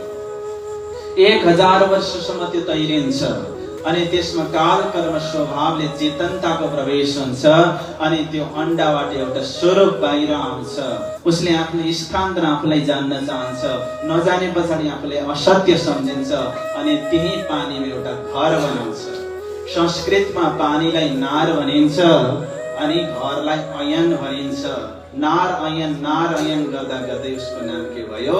नारायण भयो। आपो नारा इति प्रोक्त आपो वै नरसो नव ता यदस्यायनं पूर्वं तेन नारायण स्मृत। पानीमा घर बनाएकोले नारायण नाम रहन गयो, जसलाई क्षर पुरुष भनेर श्रीमद् भगवत गीताले व्याख्या गरेको छ। 15 अध्यायमा द्वाविमौ पुरुषो लोके क्षरश्चाक्षर एव च क्षर सर्वाणि भूतानि कुटस्थक्षर उच्यते उत्तम पुरुषस्तन्य परमात्मेत्युदारित। क्षर पुरुष, अक्षर पुरुष र उत्तम पुरुषको चर्चा 15 अध्याय गीता पुरुषोत्तम योगमा गरिएको छ। अब पुरुष भए पछाडि प्रकृति चाहिन्छ, नत्र भने सृष्टि हुँदैन। आदिनारायण पुरुष हुनुभयो। उहाँले म अब एकोहम बहुश्याम, I am alone, let me become many, म एक छु, मलाई अनेक हुन देऊ भन्ने बित्तिकै मबाट इच्छा शक्ति पैदा भयो। इच्छा शक्ति भनेको प्रकृति हो। पुरुष र प्रकृतिको मिलन भए पछाडि मोह तत्त्वको जन्म हुन्छ। मोह तत्त्वबाट अहङ्कार उत्पन्न हुन्छ। अहङ्कारबाट त्रिगुणको उत्पत्ति भयो। त्रिगुणबाट चराचर विश्व ब्रह्माण्डको उत्पत्ति भयो। प्राणजी महाराजले एउटा सूत्र बताइदिनु भयो। यामे महाविष्णु मन मन्थे त्रिगुण ताथे चिरचर सब उत्पन्न। सपने ब्रह्माण्डको एरियामा नारायणको मन भनेको शेष नारायण हो। शेष नारायणको मन भनेको त्रिदेव हो। त्रिदेवको मन भनेको 84 लाख प्राणीहरू हुन्। यस प्रकारले 4 युगको पनि प्रारम्भ भयो। 84 लाख प्राणीहरूको अस्तित्व पनि संसारमा सुरु भयो र पहिलो पटक सपनाको ब्रह्माण्ड सुरु भयो। बोलो कृष्ण कन्हैया लाल की जय। अब त्यो ब्रह्माण्डमा ब्रह्मात्माहरू परमधामबाट कहिले आए यो विषयतर्फ हामी प्रस्थान गर्दैछौँ। विशेष गरी श्री कृष्णजीको प्राकट्य सम्बन्धीको प्रसङ्ग अगाडि बढ्नेछ र यस सम्बन्धी बडा सुन्दर झाँकी पनि छ। हामी प्रसङ्ग आए पछाडि झाँकी सहितको प्रस्तुति अगाडि राख्नेछौँ। त्यसलाई तपाईँ उत्सुकतापूर्ण ढङ्गबाट प्रतीक्षा गर्नुहोस्, तर अलिकति शान्त भइदिने, कष्ट पनि गर्दैन होला। बोलो कृष्ण कन्हैया लाल की जय। सतगुरु महाराज की जय। अक्षरातीत धाम धनी परम धामबाट आउने कारण बुझ्यौं। ब्रह्मात्माहरू परम धामबाट संसारमा आउने कारण पनि हामीले बुझ्यौं। तर अक्षरातीत धाम धनी जब संसारमा आउने विचार गर्नुभयो, गोलोक धाममा पनि एउटा घटना घटेको हुन्छ अनि यता सत्यलोकमा पनि घटना घटेको हुन्छ। त्यसैले वैकुण्ठबाट भगवान विष्णुको कृष्ण अवतारको पालो पनि त्यति बेलै परेको हुन्छ। गोलोक धामबाट गौलोकीय श्री कृष्णजी संसारमा आउनु पर्ने कारण पनि त्यति नै परेको हुन्छ। अनि त्यही स्वरूपमा श्री कृष्णजी अक्षरातीत धामबाट आउने विचार गर्नुहुन्छ। यसैलाई भनिन्छ कृष्णको त्रिधा लीला भनेर। नाम त एउटै छ तर लीला 3 प्रकारको छ। कृष्ण त सबैले भन्छन् तर भेद जानेर भन्नेवाला थोरै मात्रै हुन्छन्। कृष्ण कृष्ण सब कोई कहे पर भेद न जाने कोई। नाम एक विधै सही पर लीला 3 भेद होई। एक भेदै वैकुण्ठ का, दूजा है गोलोक, तीजा धाम अखण्ड का, कहत पुराण विवेक। कृष्ण भनेर मात्रै हुँदैन, चिनेर भन्नुपर्छ। चिनेर भन्नुपर्छ, किनकि 3वटा भेद छ नि त यहाँनिर। यो कुरा सनत कुमार संहिताले अझ स्पष्ट गरेर भनेको छ। तारतम्यसम्म आइपुग्नै पर्दैन 3वटा भेदलाई जान्नको लागि। साक्षात् कृष्ण व्रजे नित्यम स्वांस्य नैव विहारिण, तस्यां सोई मथुरायं वासुदेव जगद्गुरु, द्वारकायं तदं स्वस्ति विष्णुवीर्य तवपु, कंसं जगान वासुदेव श्री कृष्ण नन्द सुरनतु। सनत कुमार संहितामा भनियो कि ब्रजमा 11 वर्ष 52 दिनसम्म विहार गर्नेवाला अर्कै शक्ति हो, मथुरामा लीला गर्नेवाला अर्कै शक्ति हो, द्वारिकामा भारी लीला गर्नेवाला अर्कै शक्ति हो। यो कुरा त संहितामा पनि भनियो। त्यसैले 3वटा भेद छ। जुन श्री कृष्णलाई सद्गुरु महाराजले प्रणाम गर्नुभयो, महाभारतको समयमा अर्जुनले त्यो कृष्णलाई प्रणाम गर्नुभएको होइन। किनकि सद्गुरु महाराजले अक्षरातीत कृष्णको तत्त्वलाई बुझेर प्रणाम गर्नुभयो। अर्जुनले पनि गीतामा भन्नुभएको छ श्री कृष्णलाई, त्वमक्षरं परमं वेदितव्यं, त्वमस्य विश्वस्य परम निधानम, त्वमव्यय शाश्वत धर्मगुप्ता सनातनस्तं पुरुषो मतुमे। अव्यय पुरुष, सनातन पुरुष भनेर अर्जुनले पनि भन्नुभयो कृष्णलाई। तर सद्गुरु महाराजले भनेको दर्जा उहाँले भनेकोमा आएको छैन। त्यो कुरा केवल तारतम्यले मात्रै खुलासा गर्छ। त्यसैले कृष्णको 3वटा स्वरूप छ र 3 कृष्ण संसारमा आउने अलग अलग कारणहरू पनि छन्। सुन्दर साथी, परम धाम वाला कारण मैले भन्दै, अब वैकुण्ठ वाला भगवान विष्णु कृष्ण अवतारमा आउने कारण भनिदिन्छु। वास्तवमा 24 अवतार भगवान वैकुण्ठबाट धारण गर्नुहुन्छ विष्णु। सनकादि, बराह, नारद, नारायण, कपिल, दत्तात्रेय, यज्ञ, भगवान ऋषभदेव, पृथ्वीराज, मत्स्य अवतार, कुर्म अवतार, धन्वन्तरी अवतार, मोहिनी अवतार, नृसिंह अवतार, वामन अवतार, परशुराम अवतार, वेदव्यास अवतार, राम, बलराम, कृष्ण, हेग्रीव, हंस अवतार, बुद्ध अवतार र कल्की अवतार। त्यो मध्ये भागवतकै प्रथम स्कन्धमा उहाँले एउटा श्लोक राख्नुभयो कि एते चाम सकला पुंस कृष्णस्तु भगवान स्वयं। अन्य अवतारहरू भनेका केवल अंश अवतार, कला अवतार भने कृष्ण अवतार भनेको अवतार मध्येको स्वयं श्रेष्ठ हो। त्यो त अवतार नै होइन, भगवान स्वयं आउनुभएको भनेर यो शब्द त भागवतले नै राखेको छ भने अवतार मध्येको उत्तम अवतार कृष्ण अवतार हुनेवाला थियो। तर बिना कारण कारज नै भयो भने जस्तै कारण के पर्यो त भन्दाखेरि पृश्नी र सुतपा नामक 2 जना ब्राह्मण दम्पतिहरू थिए। पृश्नी र सुतपा उहाँहरूले निर्जला तपस्या गर्नुभयो, निराहार भएर तपस्या गर्नुभयो। भगवान विष्णुले प्रसन्न गर्नुभयो। भगवान विष्णुले प्रसन्न भएर भन्नुभयो वर माग। उनीहरूले भने तपाईलाई हामी पुत्रको रूपमा भक्ति गर्न चाहन्छौँ, पुत्र बनेर आइदिनु पर्यो। भगवानले भन्नुभयो ठिक छ, म आइदिन्छु। त्यो भगवानले आफ्नो वचन पुरा गरिदिनु भयो। तिनै पृष्णि र सुतपाको समय पृष्णि गर्भ अवतार धारण गर्नुभयो। तिनै पृष्णि र सुतपा दोस्रो जन्ममा अदिति र कश्यप बनेर आउनु भएको थियो। वामन अवतार धारण गर्नुभयो। 2 जन्म पुत्र बनेर आउनुभयो र तेस्रो जन्ममा तिनै ब्राह्मण दम्पति वसुदेव र देवकीको रूपमा आउनु भएको थियो र भगवानले आफ्नो वचन पूरा गर्नको लागि कृष्ण अवतारको रूपमा त्यहाँनिर प्रकट हुनुभयो। यो वैकुण्ठाधीश भगवान विष्णु कृष्ण अवतार धारण गरेर आउने कारण हो। अर्को पनि एउटा कारण हुन्छ कि उहाँ वैकुण्ठमा बसेर ध्यान गर्नुहुन्थ्यो र लक्ष्मीजीलाई लक्षणद्वारा बताउनु पर्ने थियो कि म कसको ध्यान गर्छु भनेर। त्यसको लागि पनि उहाँले अवतार धारण गरेर आउनुभयो। यो लक्ष्मीजी न दृष्टान्त भन्ने प्रकाश ग्रन्थको एउटा कथा छ, दृष्टान्त छ। मैले यिनै शब्दमा सकेँ किनकि मसँग अरू समय छैन।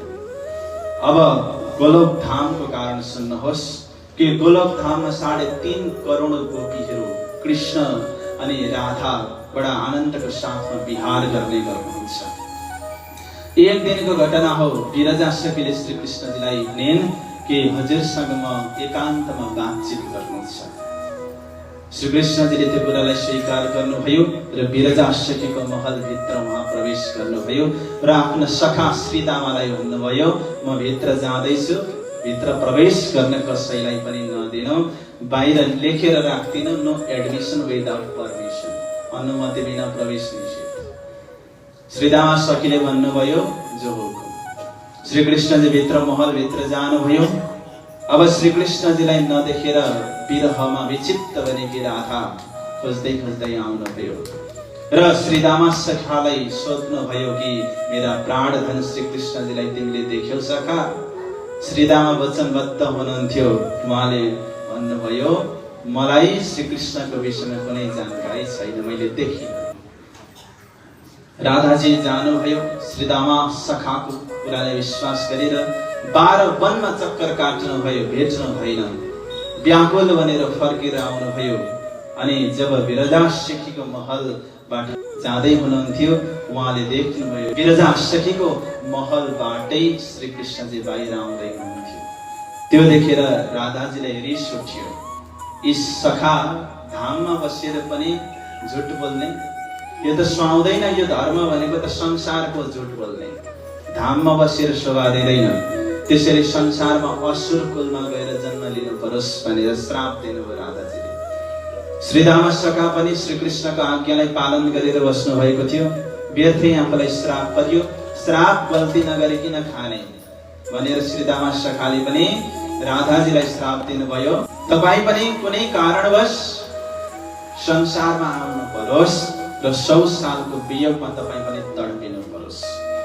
श्राप राधाजीले पनि दिनुभयो, श्रीदामा सखाले पनि दिनुभयो। श्रापको आदान प्रदान भयो। श्री कृष्णजीले श्रापबाट मुक्त गर्दिन सक्नुहुन्थ्यो, तर श्राप दिने परम्परा चल्ने भयो।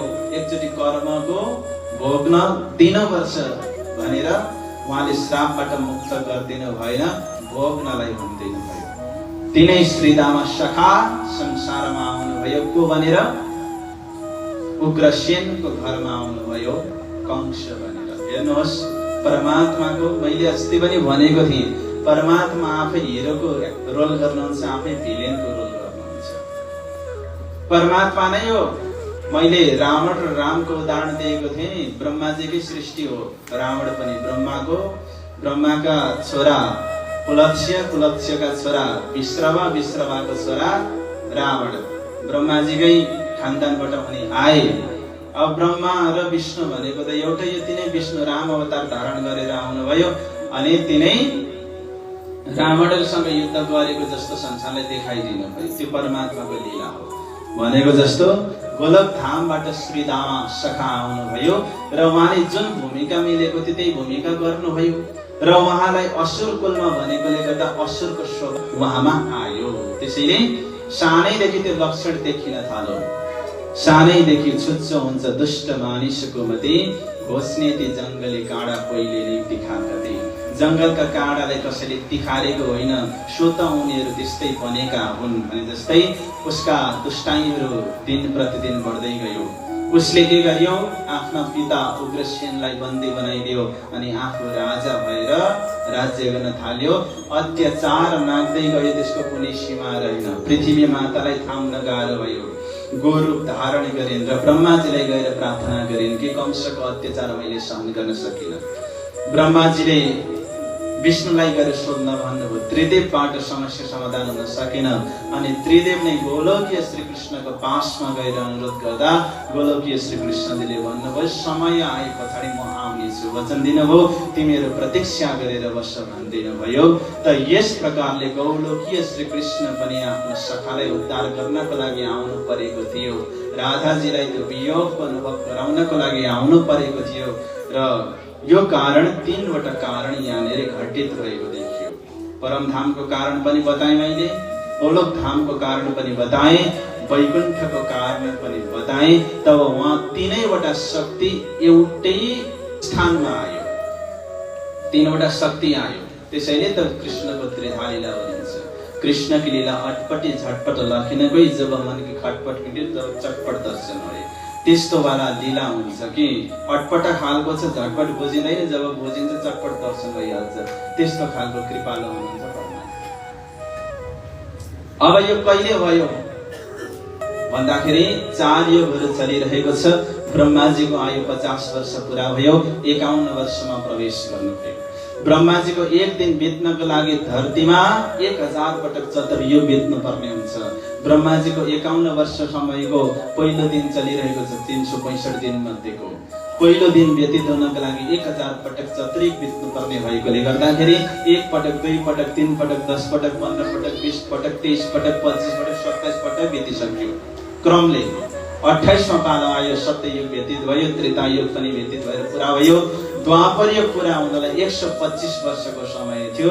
त्यति नै बेला श्री कृष्णजीको प्राकट्य यो संसारमा भयो। र यो क्रम कस्तो र त्यो कारण कसरी तय बन्यो भन्दाखेरि कंसले अत्याचार गर्दै गर्दै गयो। तर उसले एउटा राम्रो काम गर्ने निर्णय गरेछ। के गरेछ भन्दाखेरि उसकी एकजना बहिनी थिइन् जसको नाम थियो देवकी। देवकी आफ्नो मित्र वसुदेवलाई दिने विचार गरे कंसले, किनकि वसुदेवको वफादारीता, उनको सच्चाई र सत्यताको कंसलाई पुरा भरोसा थियो। त्यसैले देवकी आफ्नो बहिनी वसुदेवलाई दिने विचार गरे पछाडि विवाहको आयोजन भयो। बडा धुमधामको साथमा विवाह भयो। र विवाह समाप्त भइसके पछाडि कंस आफै अनेक प्रकारको दाइजोहरू दिएर रथ चलाएर अगाडि बढ्दैछ आफ्नो बहिनी ज्वाइँलाई पुर्याउनको लागि भनेर। अकस्मात के भयो भने आकाशमा गड्याङ गर्न थाले, बिजुली चम्क्यो। तुरन्तै आकाशवाणी भयो, अरे दुष्ट कंस, त जसलाई बेहुली बनाएर पठाउँदैछस् नि त्यसको 8औं गर्भबाट तेरो मृत्यु हुनेछ। यो सुने पछाडि कंस झस्क्यो। अरे यो अनर्थ के हुन लाग्यो? मैले त विषको वृक्ष पो रोप्न लागेको रहेछु। अब म त्यसो हुन दिन्न। नरहे बाँस नबजे बाँसुरी भनेर कम्मरको तरबार निकाल्दियो अनि देवकीको शिर छेदन गर्नको लागि उद्यत भए पछाडि वसुदेवले रोक्दै भन्नुभयो, मित्र, यस्तो निर्दयी कार्य तपाईले गर्न सक्नु हुँदैन। किनकि देवकी अब मेरी अर्धाङ्गिनी भइसकेकी छिन्, उनको रक्षा गर्ने दायित्व मेरो आइसकेको छ। फेरि तपाईँ त वीर हुनुहुन्छ, वीरले अबला स्त्रीमाथि आक्रमण गरेको सुहाउँदैन। जब हल्ला चल्ने छ कि कंस महाराजले के गर्नुभयो भन्दा एउटा अबला स्त्रीको हत्या गर्नु, तपाईँ वीरताको त उपहास हुन्छ। यो के गर्दै हुनुहुन्छ तपाईँ? तपाईलाई खतरा 8औं गर्भको होइन, 8औं गर्भको खतरा हो भने जब जब बच्चा हुन्छ म तपाईले ल्याएर दिन्छु। देवकीबाट त तपाईले खतरा होइन नि, बच्चाबाट खतरा हो नि त। बच्चा भए पछाडि म तपाईले ल्याएर दिन्छु, जे गर्नु तपाईले गर्नुहोस्। वसुदेव विश्वासिला पात्र हुनुहुन्थ्यो। कंसले वसुदेवको कुरामाथि विश्वास गर्यो र बन्दी बनाएर राखिदियो, नजरबन्दमा हालिदियो। समय आयो, पहिलो बच्चा भयो। बच्चाको खबर सुने पछाडि कंस गयो, देवकीको हातबाट त्यो बच्चा खोस्यो, ढुङ्गामा पछारिदियो, मारिदियो। गर्दै गर्दै 6 वटा बच्चाको हत्या गर्यो कंसले। षडगर्भले 6 पटक नै मर्न पर्ने श्राप पाएको थियो। त्यहाँनिर कुरा हुँदैछ महाकारणबाट हेर्ने हो भने। यहाँनिर तल केवल एक्टिङ मात्रै भइरहेको छ, यो कुरालाई पनि बुझ्नुपर्छ सुन्दर साथी। जब 7औं गर्भको समय आयो, त्यति बेला भगवानले भन्नुभयो आफ्नो योगमाया शक्तिलाई, तिमीले के गर्नु, 7औं गर्भ देवकीको गर्भबाट त्यो गर्भलाई खिच्नु अनि के गर्नु, रोहिणीको गर्भमा लगेर राख्दिनु भन्नुभयो। योगमाया शक्तिले त्यसै गर्नुभयो। देवकीको गर्भलाई खिचेर रोहिणीको गर्भमा राख्दिनु भयो र 7औं गर्भबाट बलरामजीको जन्म भयो, रोहिणीको गर्भबाट। कृष्ण कन्हैया लाल की जय। अब कंसले हल्ला सुन्यो कि 7औं गर्भ हरायो भनेर, उता हाँस्न थाल्यो। अरे जन्मिँदै मैले मार्न थाले, अब मसँग डराएर बच्चा जन्मिनै छोड्यो। तर कंसलाई के थाहा कि भगवानले कुन लीला गर्दै हुनुहुन्छ भन्ने कुरा। अर्को गर्भको 8औं गर्भको प्रतीक्षा गर्न थाल्यो। अब बिस्तारै समय आउँदै गयो। समय आउँदै गयो। जब भदौ महिना आयो, कृष्ण पक्षको समय चलिरहेको थियो। अष्टमी तिथि आयो, रोहिणी नक्षत्रको समय आयो। बिस्तारै यो संसारमा के भयो, संसारले पृथ्वीले आफ्नो श्रृंगार गर्न थाल्यो कि परमात्मा आउँदै हुनुहुन्छ भनेर। मन्द सुमन्द वायुहरू चल्न थाल्यो। रात्रिको समयमा पनि कमलका फूलहरू फुल्न थाले। सरोवरभन्दा माथि बादलहरू गएर बर्सिन थाल्यो। आकाशहरू स्वच्छ भए, तारा नक्षत्र ग्रहहरू शान्त सौम्य भए। त्यसै समयमा रात्रिको 12 बजेको समयमा उहाँहरू कारागारमै हुनुहुन्छ, वसुदेव र देवकी। त्यो समयमा चतुर्भुजी भगवान विष्णुले दर्शन दिनुभयो र उहाँहरूलाई भन्नुभयो कि तपाईहरुले पूर्व जन्ममा यस्तो तपस्या गर्नु भएकोले 3 जन्मसम्म पुत्र हुने भनेर मैले आशीर्वाद दिएको थिएँ। त्यो आशीर्वाद पूरा गर्नको लागि म आएको। तपाईहरुको तपस्या धन्य भएको छ चतुर्भुज स्वरूपले भन्नुभयो र उहाँले भन्नुभयो अब उपरान्त यहाँले एउटा सुन्दर बालकको प्राकट्य हुनेछ। त्यो बालकलाई वसुदेवजीले के गर्नु भने गोकुल पुराउनु नन्द बाबाको दरबारमा। त्यहाँनिर एउटा कन्याको जन्म भएको छ, उसलाई लिएर आउनु। यो आज्ञा दिएर चतुर्भुज स्वरूप अन्तर्ध्यान हुनुभयो। अन्तर्ध्यान भए पछाडि तुरुन्तै त्यहाँनिर अत्यन्तै सुन्दर अद्भुत करोडौं सूर्यको प्रकाश जस्तो देदीप्यमान स्वरूप लिएर 2 भुजावाला स्वरूप बालकको प्राकट्य भयो। बोलो कृष्ण कन्हैया लाल की। वसुदेवले त्यो टोकरीलाई आफ्नो शिरमा राख्नुभयो अनि बिस्तारै बाहिर निस्किने प्रेरणावाला भइसकेको थियो। बाहिर निस्किने बेलामा जन्जिरहरू आफै खुले, ढोके पालीहरू निदाए, दरवाजाहरू आफै खुल्दै खुल्दै गयो अनि निरुधार पानी वर्षिरहेको छ। अनि यमुनामा विशाल बाढी आइरहेको छ। त्यो बाढी भए पनि त्यहाँनिर बस्नुहुन्छ वसुदेवजी त्यो बालकलाई शिरमा राखेर। अनि वासुकी नागले आएर छत्रीको कार्य गर्नुहुन्छ। बिस्तारै वसुदेवले त्यो टोकरीमा राखेर बालकलाई नन्द भवनतर्फ प्रवेश गराउनुहुन्छ। त्यति बेला ध्यान दिनुहोस् सुन्दर साथी, समय स्तब्ध भएको छ। भगवानले समयलाई रोक्नु भएको छ, किनकि लीलामा परमात्माले समयलाई स्तब्ध गर्ने सामर्थ्य राख्नुहुन्छ। केवल ब्रह्म लीला मात्रै चलिरहेको छ। आम विश्व अचेतन अवस्थामा निदाइरहेको छ, तर केवल ब्रह्म लीला मात्रै त्यहाँनिर चलिरहेको छ। जब वसुदेवले त्यो दिव्य बालकलाई के गर्नुभयो, नन्द भवन भित्र प्रवेश गराउनु भयो रात्रिको 12 बजेको समयमा। त्यति नै बेला अक्षराते धाम धनीको जोश त्यो 2 भुजावाला बालकमा आएर प्रविष्ट भयो। बोलो कृष्ण कन्हैया लाल की जय। सच्चिदानंद धाम धनी की मूल सूरत अक्षर की जय जिन चाहे देखो प्रेम स्नेह सुरत धनीको ले आवेश नन्द घर के प्रवेश। दुई भुजावाला बालक आउनु भएको छ यो धरतीमा। त्यहाँनेरि धाम धनीको जोश पनि आएर प्रविष्ट भएको छ। राति धामधनी रात्रि 12 बजेको समयमा आउनु भएको छ। आउनुहोस् धामधनीलाई स्वागत गरौँ अनि एकछिन पछाडि हामी नन्द उत्सव मनाउँछौँ र उत्सवको समयमा हजुरहरू नाच्नुहोस्, उठ्नुहोस्, जाउनुहोस्। अहिले शान्त भएर बसेर कुरा सुन्नुहोस्। र रात्रिको 12 बजेको समयमा समय स्तब्ध भएको छ। त्यस पछाडि वसुदेवजी के गर्नुहुन्छ भने त्यहाँनिर एउटा कन्या भएकी हुन्छन्। त्यो कन्यालाई उठाउनुहुन्छ अनि फर्किनुहुन्छ, कारागारभित्र प्रवेश गर्नुहुन्छ। उहाँ पूर्ववत अवस्थामा आइपुग्नुहुन्छ अनि बच्चीको रोदनलाई सुनेर कंस आउँछ। कंसले समातेर पछार्न खोज्दाखेरि हातबाट फुत्किएर ती कन्या आकाश मार्गमा जान्छन् अनि भन्छन्, दुष्ट कंस, तैँले मलाई कहाँ मार्न सक्छस्?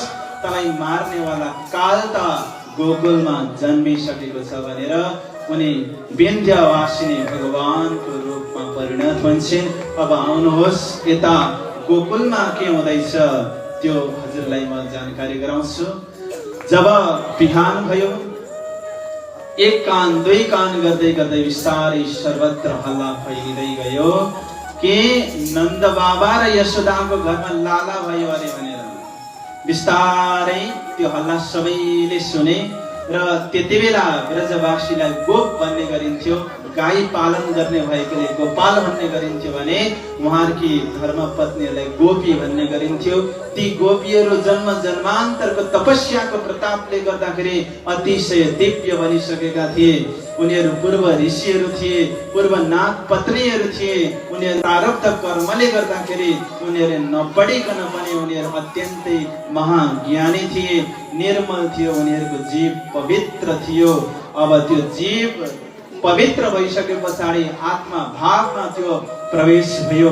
यो बिहानको समयको कुरा हो जब सबैले सुने कि नन्दको घरमा लाला भयो, नन्दको दरबारमा कान्हाको प्राकट्य भयो भन्ने कुरा सबैले सुने र सुन्ने मध्येका एउटा ग्रुप थिए ब्रजका गोपीहरू पनि। गो भनेको इन्द्रियहरू, पी भनेको पान गर्ने, जसले इन्द्रियहरूको माध्यमबाट कृष्ण रसलाई पान गर्छन् उनीहरू वास्तवमा गोपी हुन्। उनीहरू पहिलेदेखि नै चाहन्थे कि वास्तवमा नन्द बाबाको दरबारमा कोही बालक होस् भन्ने कुरा। जब उनीहरूले सुने कि नन्द भवनमा बालक भयो भनेर त्यो सुन्ने बित्तिकै बधाईका सामग्रीहरू उनीहरू ल्याए, चकलेट मिठाईहरू ल्याए अनि तोरण बाँधे, घरहरूलाई सजाए। वास्तवमा प्राकट्य भएको नन्द बाबाको दरबारमा, तर उत्सव घर घरमा मनाइयो। उनीहरू सोह्र श्रृङ्गारमा सजिएर बधाई दिनको लागि बधाईको सामग्री लिएर भनेर नन्द भवनतर्फ प्रस्थान गर्न लागे। बिहानको 9 बजेको समय भएको छ। त्यति नै बेला धामधनीले आफ्ना परमात्माहरूलाई ती गोपीको आत्माभित्र आफ्ना आत्माहरूको सुरतालाई प्रवेश गराइदिनु भयो। ज्यौ निदमे देखिए सुपना यौ उपजे हम ब्रजवद जन उपजत ही मन आस गने हम कब मिलसी अपने धने। जब गोपीहरू दौडिरहेका थिए, सखीहरूको सुरता उनीहरूको हृदयमा आएर प्रवेश भयो। प्रवेश हुने बित्तिकै उनीहरूलाई धनीसँग कहिले मिल्ने, धनीसँग कहिले मिल्ने यो आतुरताको छटपटीले अझै दौडायो। वास्तवमा सम्बन्धको पहिचान त थिएन, तर अङ्कुरको बलमा उनीहरू त्यहाँनिर दौडिरहेका थिए। घरबाट त गोपी बनेर उनीहरू निस्किएका थिए, तर पुग्दा पुग्दै उनीहरू सबै सखी भए। धाम के धनी के र सखीहरू दिव्य श्रृङ्गारको साथमा बधाईको सामग्री लिएर सबै नन्द भवनतर्फ आएका छन्। बिहानैदेखि त्यो घरमा उत्सवको तयारी चलिरहेको छ। गन्धर्वहरू आए, बाजा बजाउनेहरू आए, नाद दुन्दुभी बाजाहरू मृदङ्गहरू अनन्त अनन्त बज्न थाल्यो। राग गाउनेहरू पनि त्यहाँनिर आए अनि सबैको मुखबाट एउटै आवाज गुन्जित भइरहेको छ कि नन्दको घरमा लाला भयो, आनन्द भयो। नन्द के आनन्द भयो, नन्द के आनन्द भयो, जय कन्हैया लाल की।